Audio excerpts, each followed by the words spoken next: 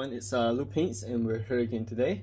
I'm that miniature painting coach, and this is my personal vlog where I work on things that I'm weak at in my own miniature painting, so you guys get to see how I figure stuff out and solve problems in my own process.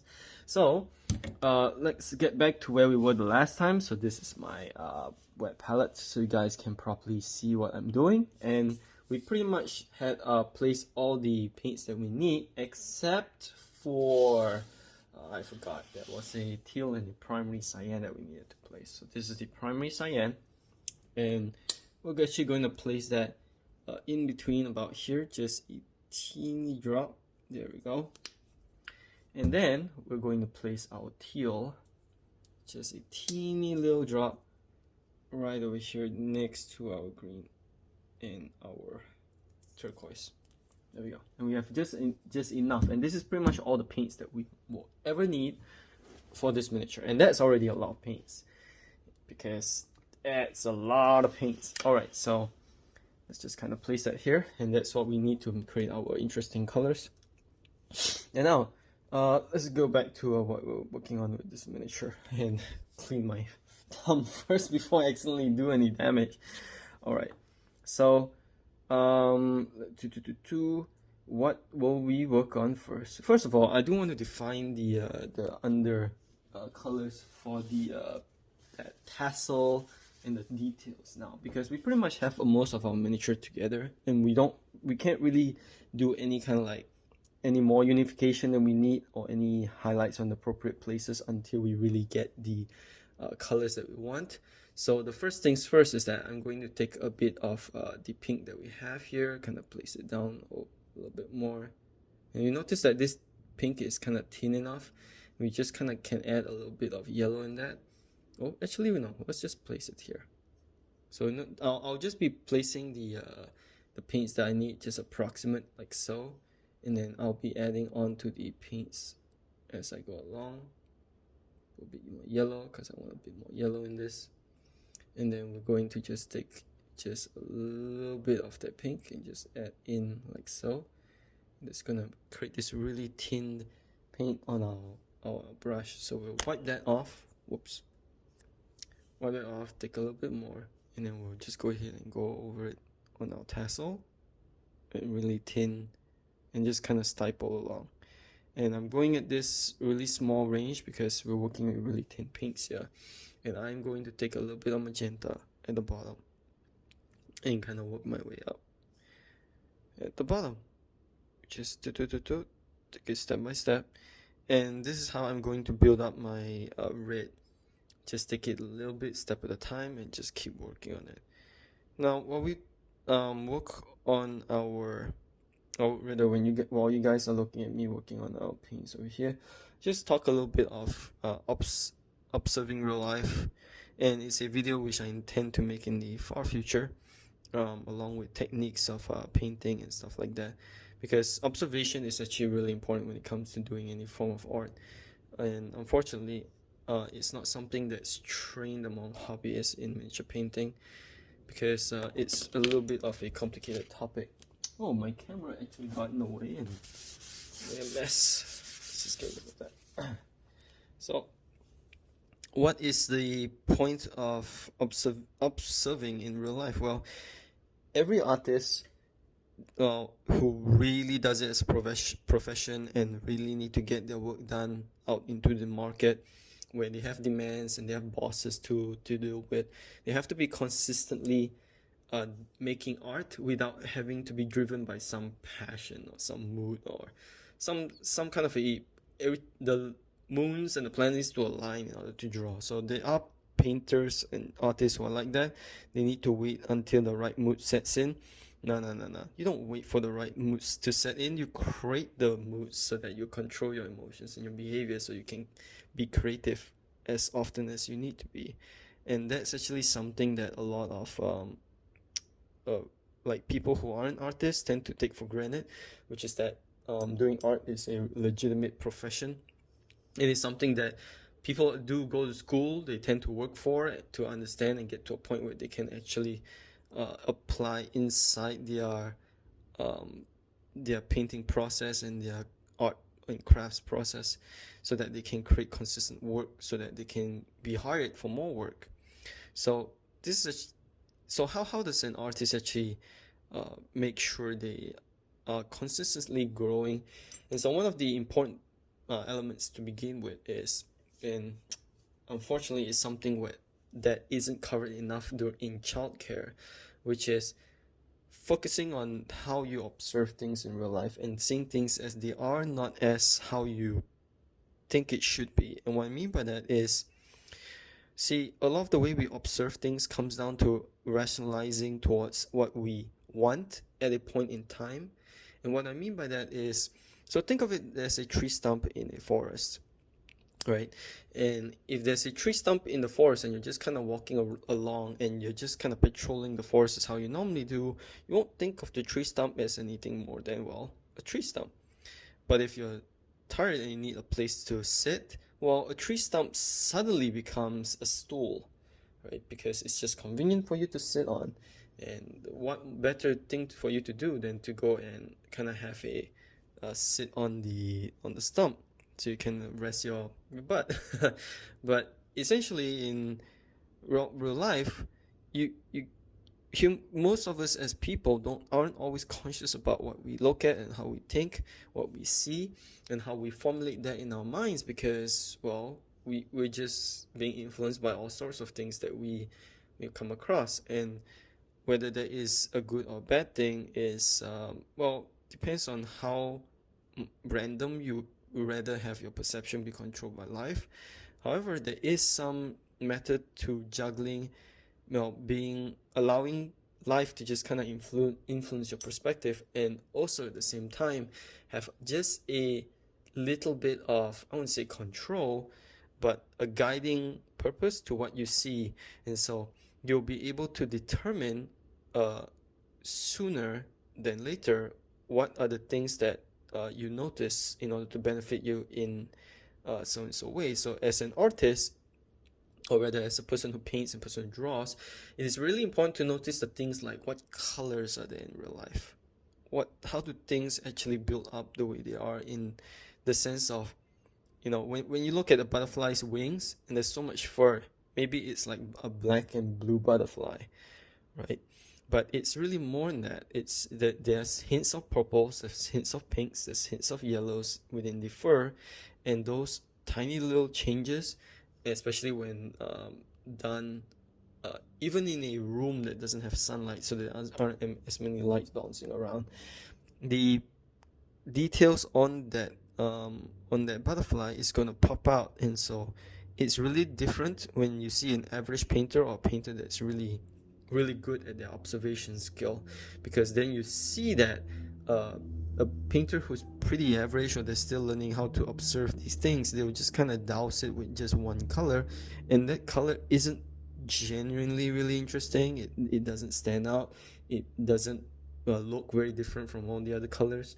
And perhaps this is sufficient and enough for you if you're doing it in a quickie, like you're doing a really quick sketch or really quick painting, or you're just trying to get something out of the way. Especially in miniature painting, when you're painting armies, that's fine. But it's insufficient if you're trying to create a piece of art. And really, miniatures are just like small sculptures. So if you're painting for an army, well, and you're just kind of rushing things because you want to get to playing, that shouldn't really matter to you. But if you're a miniature painter who paints because you want to win competitions, because you want to have other people look at your work and go like, wow, his work is like really good, and pretty much you're going as a art in that, and you're no longer just a miniature painter who's just painting as a sake of like whatever. You're painting for self-discovery, you're painting to understand art as a whole, you're painting to further your own process in being able to understand art. Okay, so notice how I'm just kind of like taking little bits and pieces of the color and going at it step by step. And that's because I have actually done enough research on the material to kind of see how the material kind of interacts and works with one another. And so I want to make sure I do this kind of defined colors that work next to one another well. And so I'm going at it by teeny little bits and pieces, and I'm just kind of like freehanding the colors that I see on my miniature in bits in pieces of steps. And well, I can zoom in a lot more closer than how I am now. In fact, I think I can do so just here, just kind of let you guys see. So, you know, the yellow over here, right, and the yellow over here aren't the same. They're a little bit different. And that difference is what actually defines the different colors. And I need to make a shine, because I know that there's a shine that comes from the top here. So I want to add a small little circle on this side that blobs on like that. Okay, and then it cuts off a little bit, because I want it to add as a expression of detail from what I'm doing. And then I do also want to have a little bit of white light that bounces off at the bottom there. And later on, when this is matte, there's no longer going to be this kind of highlights as on the miniature. But for now, I want to add these kind of smaller annotations to it to make it, I won't say the word contrast with the background that's green and dark. So we're going to take a little bit of our red here that we've mixed up and just kind of make sure that's a little bit more complete. Kind of thin our brush a little bit. And we have our paints kind of dried there, and we're going to work on our tassel. Now notice how the tassel is slowly coming to light a little bit, and it's because I do want it to be a little bit more bright. So we'll just kind of dab it like this, and notice how it's slowly becoming a much more red. And I just want to do it in bits and steps, because it doesn't need to be a full red. I'm not trying to paint a full red, because essentially it needs to fit with the rest of the atmosphere on this model. And so we just kind of have like a red, or rather an orange, kind of moving downwards. When we zoom out in this way, it's going to seem more red when it's compared to the rest of the green. So I don't need to be too red, right? Because later on, when we go ahead and add our blues to our green and indigo to kind of unify those colors, this is going to become more red than it needs to be. So we want to make sure to really respect that. A little bit here, just a little bit, because we want to just unify those colors. We don't need a whole lot. And there we go. Now we want to make sure that there's a distinction between the top and the bottom one. So we'll go ahead and add just a little bit of pink at the bottom. Just a little bit of pink. It's a little bit too much white there. We get a little bit more pink, like so. And then we just kind of add it step by step, really softly, to the bottom. Let's remove that dab of paint over here so we don't have less to clean up. And then over on the right side, we want to add just a little bit more orange, just a little bit at certain parts, like so, right? And then we're going to add just a little bit of indigo.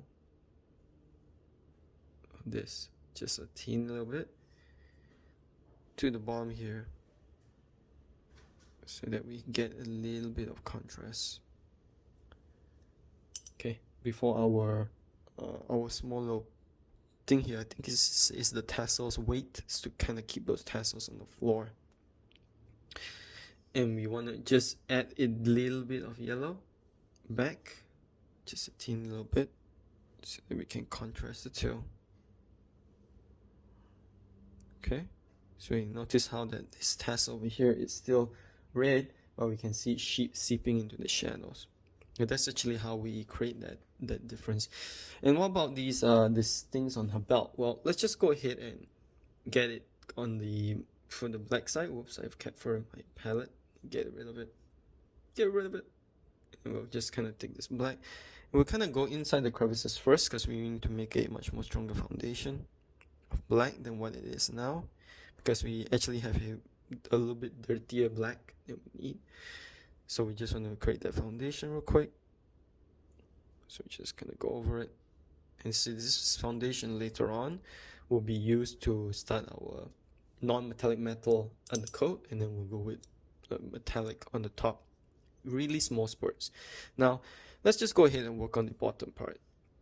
So I said earlier that we were going to work with our unifying these paints. So you see here, I'm just kind of thinning out my teal. Just kind of see here a little bit, little bit. Just kind of tease it a little bit. Oh, okay.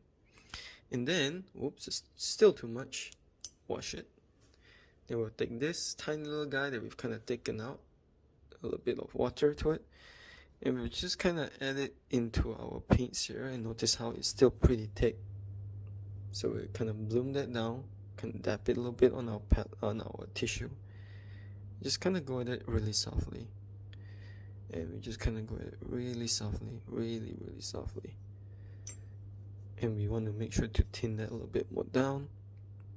So we just kind of flow a little bit, stipple it together into the shadows, into the lights, because we want to filter this about, right? And just make it really easy. So when we look from the front, we can see that, oh, there's a difference over here. And we do want to make a little bit more proportional difference. So we'll take a little bit of water and then add into this. So it's just a teeny little bit. And then we will actually create a much more broader highlight over here of how we want to seep onto the ends of our miniature to kind of highlight her feminine tie. And we want to really get it a little bit more obvious over here. So we just add a little bit more step by step. And this is really the detailing part of the miniature. So I'm really just kind of stretching my ability to paint at this point.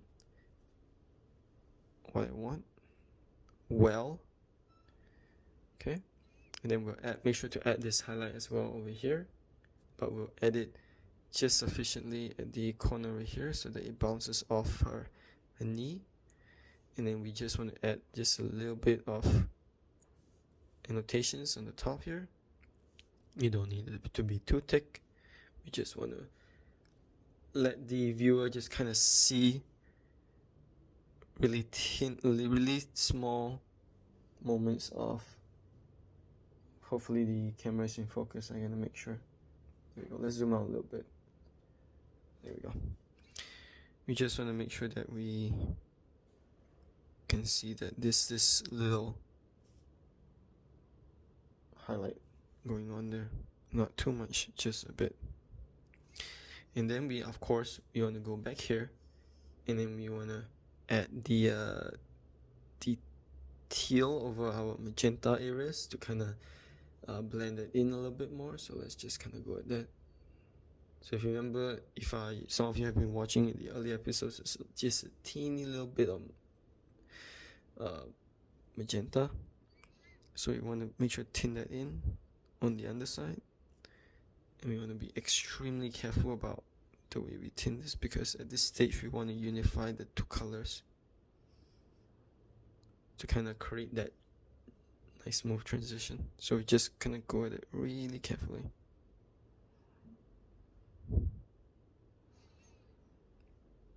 And like this, go like this, right?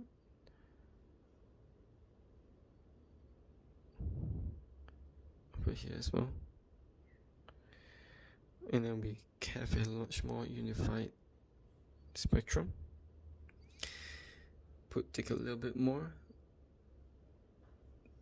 Take a little bit more, thin it out. Wick our brush. Go over here. And after that, we'll take just a little bit of this blue, tap it to the back. Kind of create that smooth little transition. Okay, take a little bit more. Really, we're going it really subtly at this point.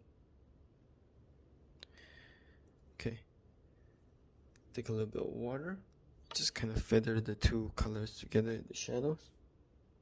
Make sure you guys are able to see this.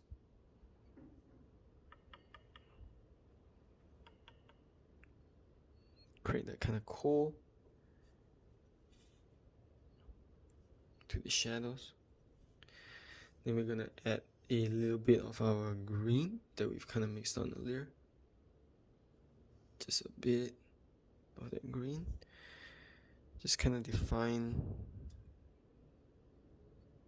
this to contrast with the rope, the parts that's in the shadows. really softly. Okay. Get it really softly. Go it really softly. So that we have that nice little separation. Okay. A bit more.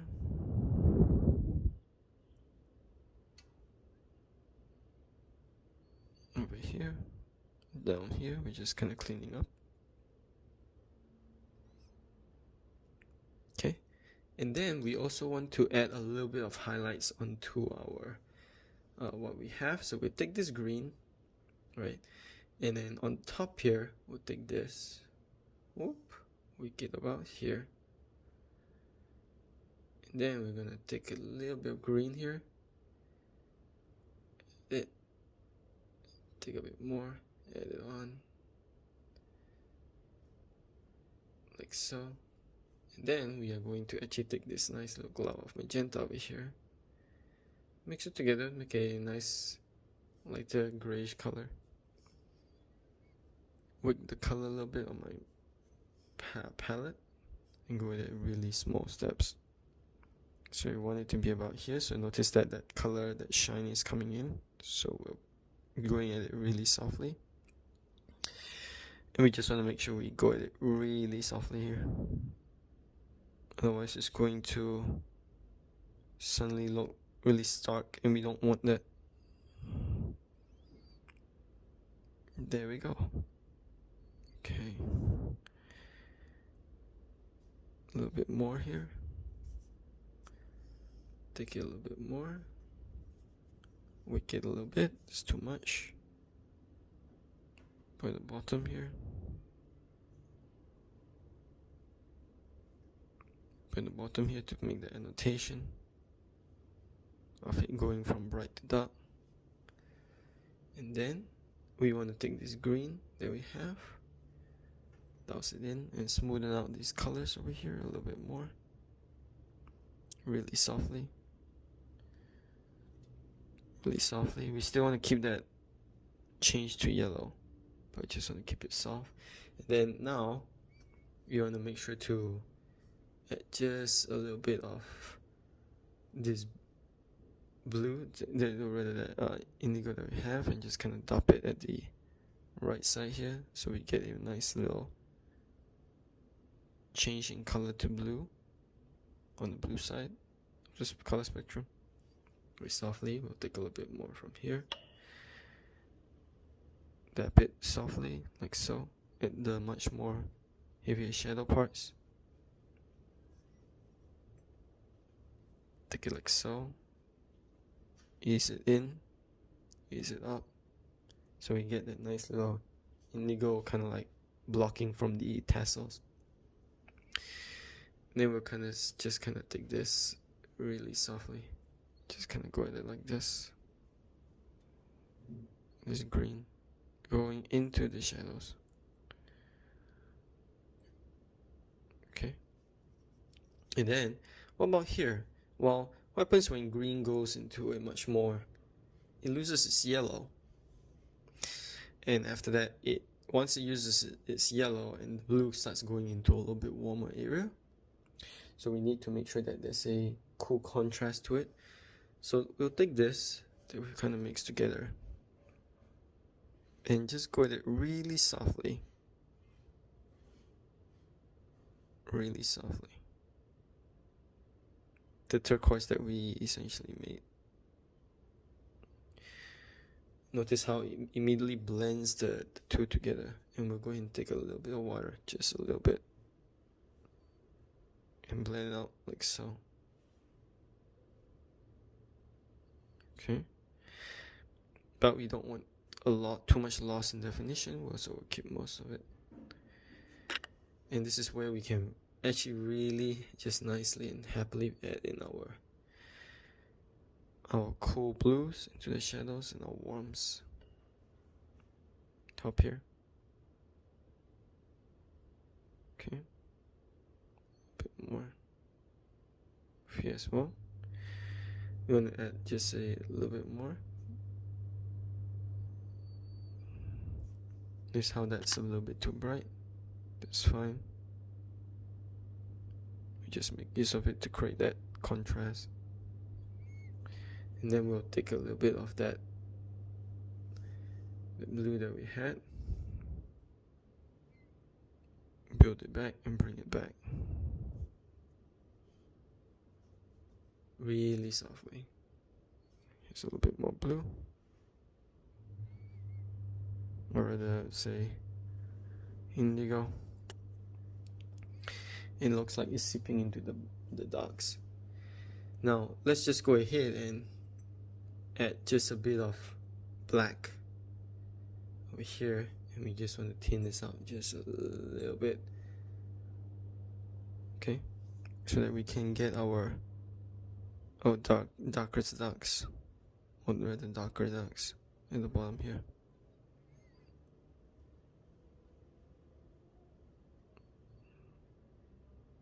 Fill it in those areas a little bit more. Alright, we can see that there's a nice little change upwards. Gonna smooth that out with just regular water. And we can see that there's a little bit of a not as smooth transition over here because it's a little bit too blue. A little bit of green back into that. Okay. Like so. Do we need to actually add in that black on in between? Not really. But we'll add in just a little bit of this magenta so that we get the bits that we want. So magenta, notice how it immediately creates a darkness between the two.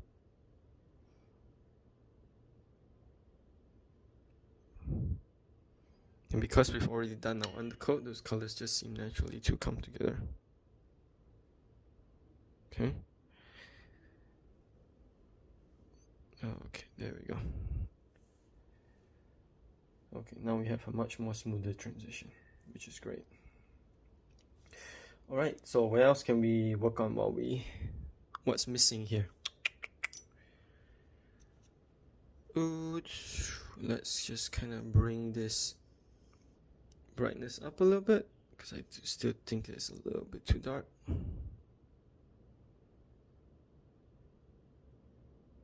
One here, one here, one here. Just make sure we get it in small tiny bits.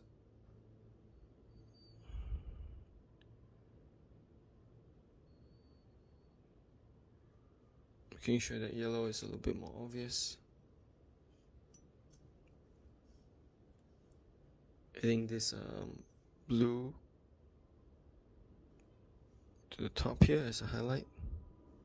It still looks green. Isn't that weird?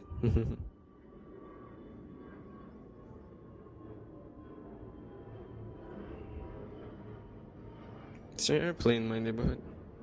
It's just kind of flying over. Take a little bit of this nice blue.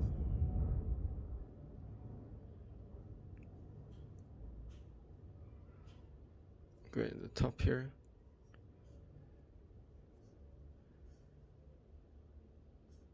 Take just a little bit of this, add just a bit of water.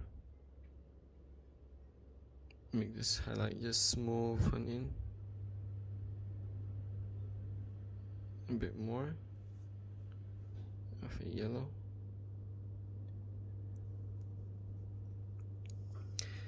Just take a little bit more of that blue. Wick it after we thin it. Put it at the edge. We're kind of layering on to make those color changes just a little bit soft, one at a time. And of course over here we need to make sure we have a difference between our highlights. So take this green and add it at the bottom here.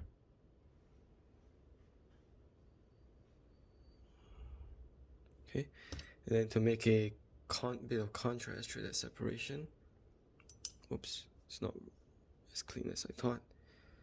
Stick here just a little bit of this indigo at the top. Here as well. Right, and we'll take this green. Just gonna add it, shift it into it slowly.